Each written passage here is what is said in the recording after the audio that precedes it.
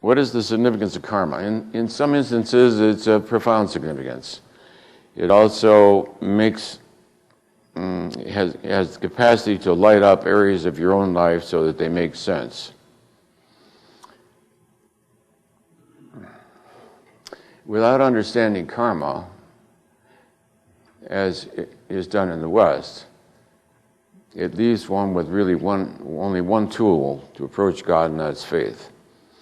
Because nothing in life makes sense.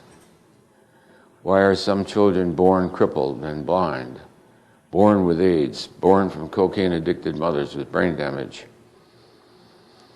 We noted in earlier lectures that at the moment of birth, everybody already has a calibrated level of consciousness. At the moment of birth, instantly, you enter this domain at a calibrated level of consciousness. Now, we could explain physical differences genetically. We could say, well, that genetic potpourri, the game of chance of genes and sperms and all that stuff,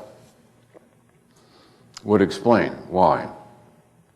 This child is crippled, this child is blind, this child is deaf, and this child is a genius, and this child writes symphonies at age 4.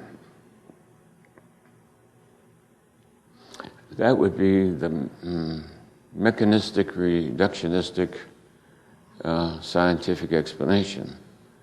It's just genetic chance, combinations and permutations of all those genes and chromosomes. So that would be fine. Except that when we calibrate their levels of consciousness, we find that the calibrated level of consciousness is completely different. That is not genetically determined. It's not determined by chromosomes. In fact, it's the other way around. Because of karmic inheritance, one automatically comes into certain genetic and chromosomal patterns, which then become the mechanism by which that karmic propensity expresses itself.